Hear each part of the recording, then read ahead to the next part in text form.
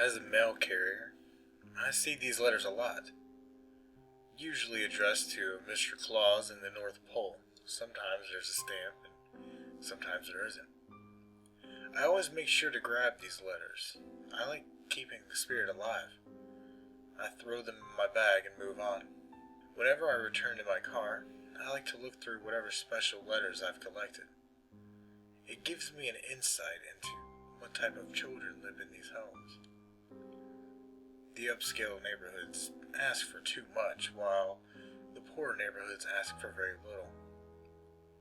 Handwriting varies from neat bubbled letters with hearts dotting I's to messy scrawl and spelling that can either be credited to the little ones or children that don't do very well in school.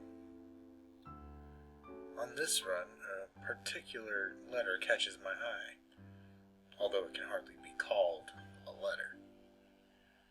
It's a piece of paper cut vaguely rectangular with jagged edges that could cut the skin.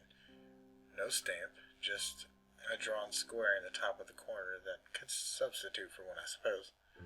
Shaky lines imitating the folds of a letter on the back, and the message addressed to none other than the fabled Mr. Claus of the North Pole. It catches my eye because it's very simple.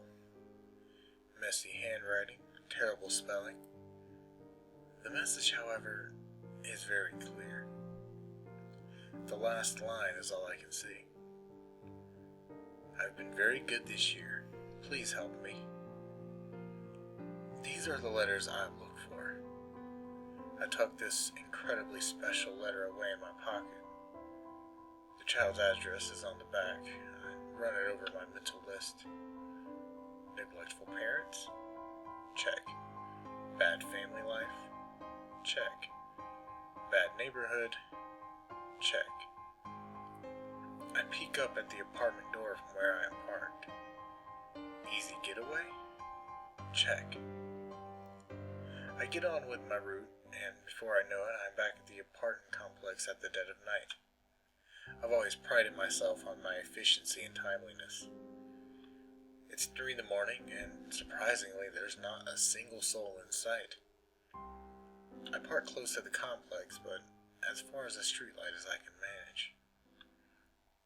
I pull the letter out from where it's been burning a hole in my pocket all day. It might be dark, but the address is very clear to me. It's relatively easy to break into the apartment. The parents didn't even lock the door. A cursory glance around the room reveals empty bottles of alcohol and stains on a carpet that at one point must have been beige.